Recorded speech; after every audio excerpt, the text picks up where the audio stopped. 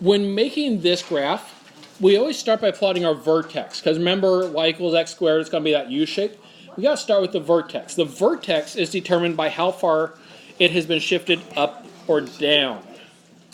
Notice this one's been shifted down 8. So we start by putting our first point normally down here at -8. Now if I stretch that now, that's our starting point.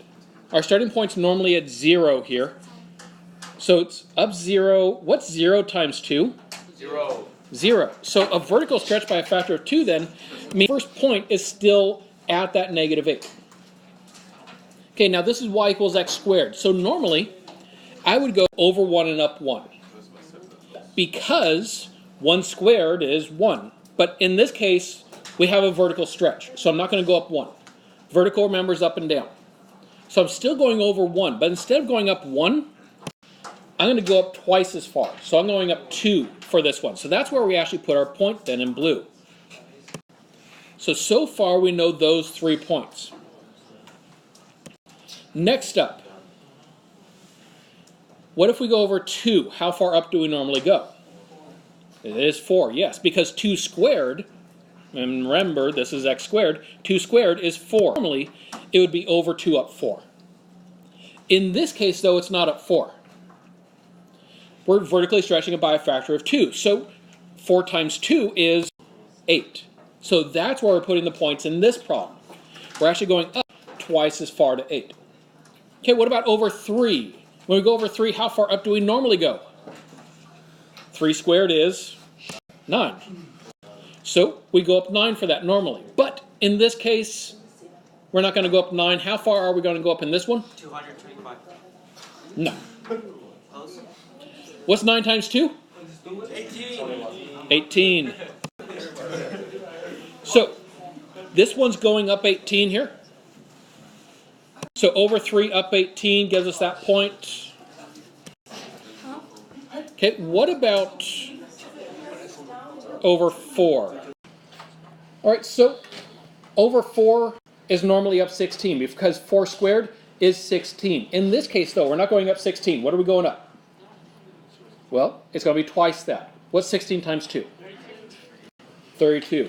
Which, in this case, takes us off the graphing grid so that we know we aren't going to be able to plot that point. So then we know that we fit everything we can. Go ahead and draw the curve that goes through that fits. And so this is then the final graph for y equals x squared that's been vertically stretched by a factor of 2 and shifted down 8. Now this is how we've been doing all of our graphing up to this point. I've given you a parent function and I've said, okay, now stretch it and shift it. But today we're adding on a new layer for these. We're actually going to be able to graph these straight from the equation that involve a vertical stretch and a vertical shift.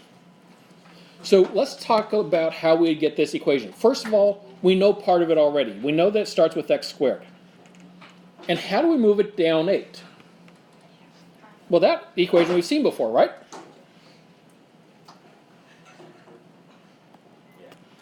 We got a -8 on the end. So that takes care of the shifted down 8. What about the vertical stretch by a factor of 2, though?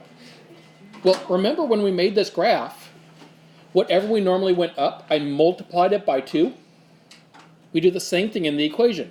I'm going to multiply it by 2, and whenever we multiply it by 2, that's a vertical stretch by a factor of 2. And so this is actually the equation of this graph. Take a moment, write this equation above the graph that you just made so that you have the correct equation with the correct graph there as a future reference. You might also want to take a moment and make note about what the 2 and the 8 did here so you remember for future. The 2, whatever we multiply by x squared, that is our vertical stretch.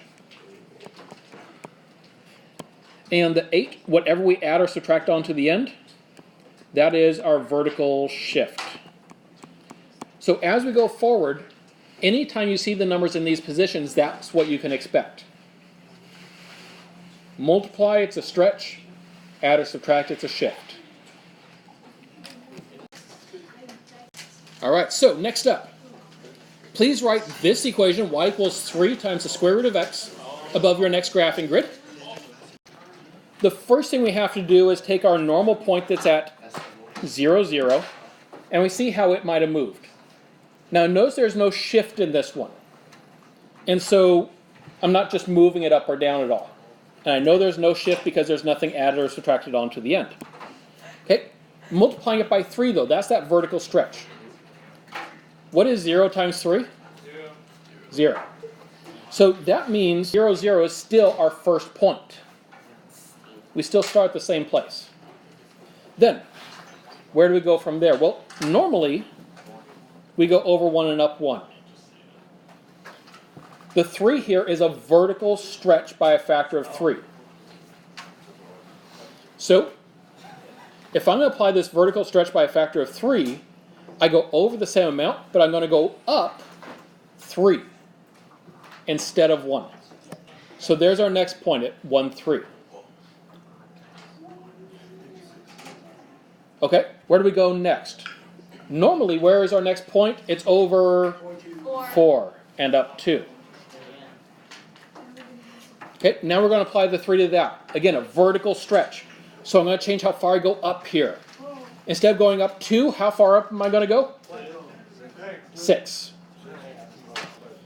Because I'm multiplying whatever I normally go up by the 3. The over doesn't change because it's a vertical stretch, remember.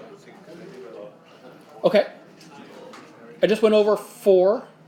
What do we go up next? 9 next. Because that's the next number I know the square root of. What is the square root of 9? 3. So normally I put my next point there at 9, 3. But in this case, it's not going to be 9, 3. It's actually going to be 9 what? 9. Because I'm taking whatever I normally go up and I'm multiplying it by 3. And then that'll take us off the graphing grid, so go ahead and draw the curve in that goes through those points. All right, so when going and making this graph, normally our first point is at 0, 0. So this one's going to be changing up here. Okay, so we normally have this point to start. So normally we're starting at 0. What is 0 times the 4? 0, right? And then if I move that down 3, then we end up starting down here at negative 3.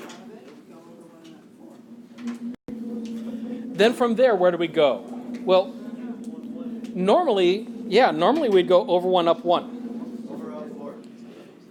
So in this case, remember I'm still going over the same amount. I'm going to go over 1, but instead of up 1, I'm going up. And I can go ahead and do that on both sides here.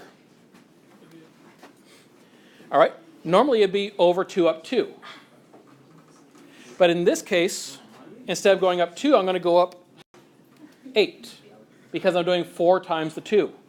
And instead of going over 3, up 3, we're going to go over 3 and up 12. Because, again, I'm multiplying whatever I normally go up by that 4. Then these are all of them that fit on the graph. And so I go ahead and draw the lines in. And again, these are supposed to be lines, so I'd certainly recommend that you use a straight edge to draw it on. All right, now, when we go to make this graph, I want to also give you some hints on how to make exponentials. Because exponential equations tend to be the graph that gives most people trouble right now. Of all the different types we've looked at, it can be sometimes the toughest. So, when making an exponential graph like this, the first step I want you to make is I want you to draw on a dotted line to show where it's been shifted. Now you notice in this problem, it's been shifted up 1. So I'm going to start by putting a point here up 1. A lot of people look at these dotted lines, these guides that I'm telling you to put in, as kind of these optional things that you don't need to worry about. And while they are technically optional for the graph, they aren't actually a formal part of the graph. Doing them and actually putting it on your paper for this class, I would consider non-optional. Because if you leave it off, what you're going to be doing is you're going to be giving yourself a lot more trouble than you need to. And so you're going to actually be making your life a lot easier by drawing them in. All right, so now we need to find our first point. The first point is normally 1 above our starting line. Normally we start up 1. But in this case, it's not going to be up 1. Because notice we have a vertical stretch by a factor of 2 here. So instead of going up 1, we're going to go up 2. Yeah. So we start by going up 2. Now, we could continue making the points by saying, what do I normally go up, and doubling it. Feel free to do it that way. But I want to show you another way to think about the exponential graph. What an exponential graph does is every time you go over 1, it goes up twice as far as it did the last time. So in this case, I just went up 2. If I double 2, where am I going to be? 4. So since I just went up 2, I want to go up 4 next time. And since I just went up 4, how far should I go up next time? Well, 4 times 2 is 8, yes. And if I go over again, how far up would I go up next? Well, last time was 8. I'm multiplying it by 2 each time, so it'd be up at 16, which is off our graphing grid, so I'm not going to plot that one. So on the right side, we know this much. But we still need to fill in the left side. So as we fill in the left, well, if we're heading to the right and we're doubling, as we go to the left, we're cutting them in half. So what's half of 2? 1. So left 1 means I go from 2 to 1. And if I go left from there, I'm going to cut that in half. So half of 1 is a half. And as I continue going to the left, I just keep cutting each of those heights, each of those distances from that dotted line in half. Notice the dotted line makes this part a lot easier. Without it, a lot of people will end up putting points down here right above 0. And it can't be there because it can't cross that dotted line. Once you've drawn those points, you can draw on your graph. So go ahead and draw that graph in there. So when going to make this graph, oftentimes the question ends up being, what shape is it? Because I don't see a squared, which tells me that it's going to be a U shape, a parabola. I don't see the absolute value bar, so it's not a V. I don't see cosine. I don't see any exponents at all. Well, in the absence of all those things, it's a line. So if you don't see any of those indicators, then it's a line. Now, for our line, normally, we'd start here at 0. This one's not going to start at 0, though. Where is it going to start? How far up? 4, absolutely. Because we have this vertical shift of 4 here. Next up, where do we go from there? Well, normally, I would go over 1 and up 1. But in this case, it's not going to be over 1 up 1. Notice here the 1/2. All the previous ones, when we've multiplied it by something, it's been a vertical stretch. This is the same beast, except we're not going to call it a vertical stretch. We call it a vertical compression. But it's the exact same thing. The only difference is that stretches get bigger and compressions get smaller. But it's the same thing. It means whatever we go up by, we're multiplying it by that number. So instead of going over 1 up 1, I'm going to go over 1 and up 1/2. So there's my next point. I only went up half as far. Okay, next up. Normally, I would go over 2 and up 2. Okay, so I need to go up half as far again. What's half of 2? 1. So that means I need to go over 2 and up 1. And then to put in the rest of the points for this, I could actually follow that same pattern. And actually, before I put those in, one side note. Some people will go ahead and take those points and go ahead and draw the line in from there. That is possible. The only problem with drawing the line in right now is that it's hard to be super accurate. It would be a lot better if we knew what we are targeting on the far ends. So that's actually what I'm going to try to do. I don't strictly have to put in all those other points to make the graph, but I do need to put them in to be accurate. And being accurate is part of the graph here. So in order to put in the rest of those points, I'm going to continue the same pattern where I go up 1 over 2. I'm just going to keep going up 1 over 2, and I can even follow that same pattern on the left side to fill in those points. And so then we end up with all of those points to be able to graph. Once you've drawn them in, then you can go ahead and draw on your line. With these points that are way out here at the edges, we can just look at it and have a much better target when we use a ruler, because yes, you want to use a straight edge, draw on the line. So next up, before I go on to the last graph that we're making here together, I want to bring something back to you, something from the way old days. Because you've been seeing a graph that looks like this for a long time, right? Or at least an equation that looks like that. In fact, for most of you, you first saw this equation and tried to graph it probably in like 7th grade. That's most likely where you first saw it. But back then, they didn't talk about it the same way, did they? Because in here today, when we've been talking about it, we've been talking about a vertical stretch and a vertical shift. But that's not what they called it back then, right? They had a special name for the vertical stretch. What was it? What was that name, though?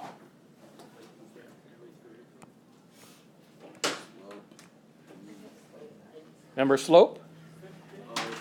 Slope was that whole idea of rise over run.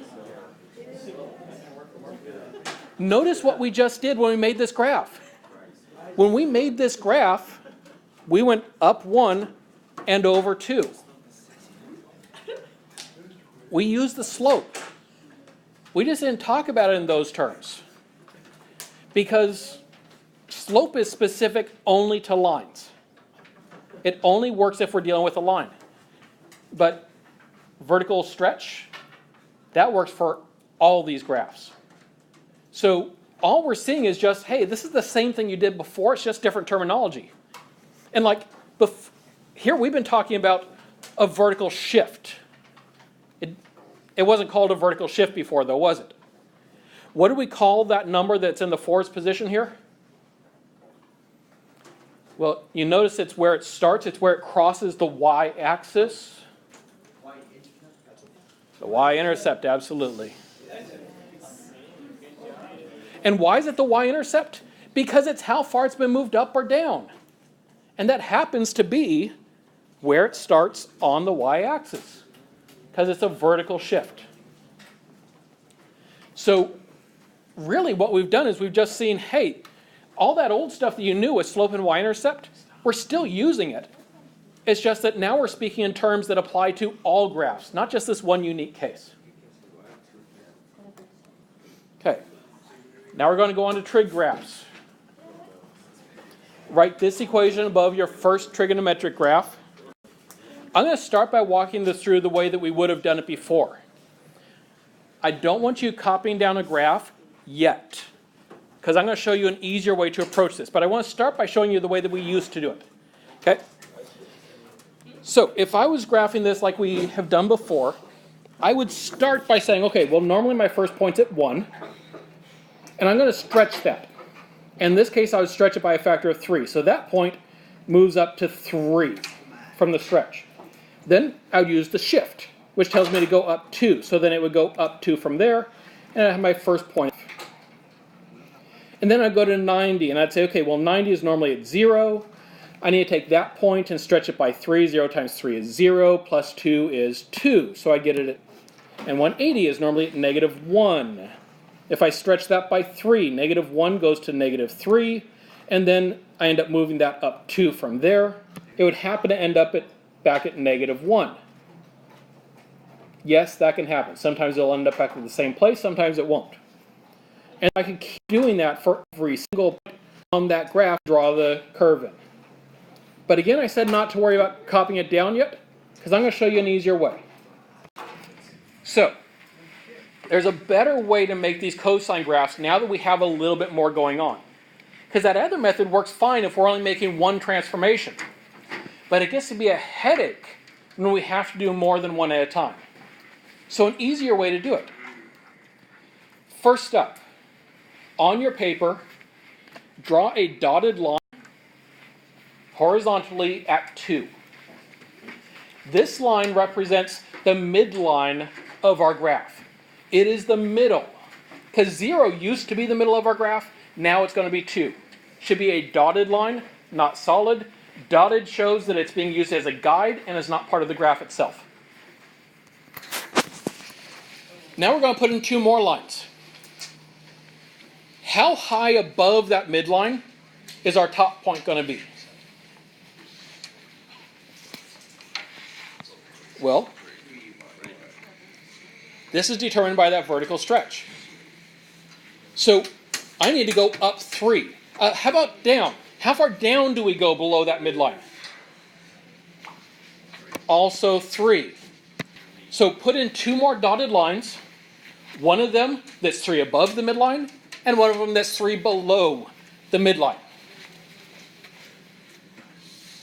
These are going to be guides that help us immensely when making this graph. All right, now in order to make this graph, we need to remember where we normally start with cosine. So envision that cosine wave in your head. When we are at x equals 0 here,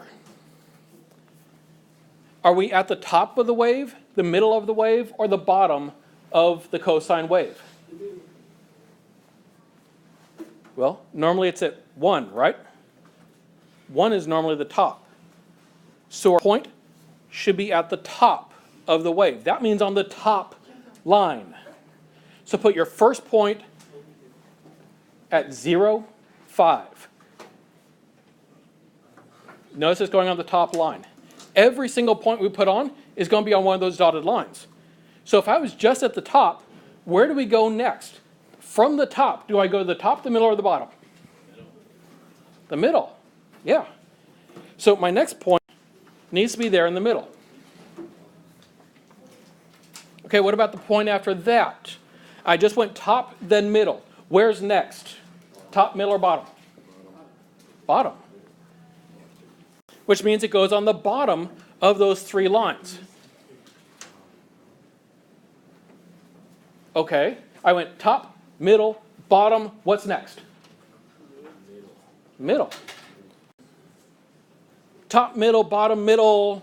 Then what? Top. You notice it follows the same pattern. In fact, it follows the same pattern heading to the left as well. So I go top, middle, bottom, middle, top, middle, bottom, middle, and so on and so forth. It follows that pattern into infinity.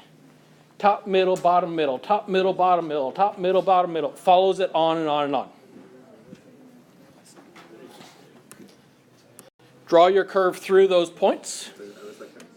And as you draw it in, remember it should be a wave, not a lightning bolt. Because this is a curve. It's not a set of straight lines. It is a curve.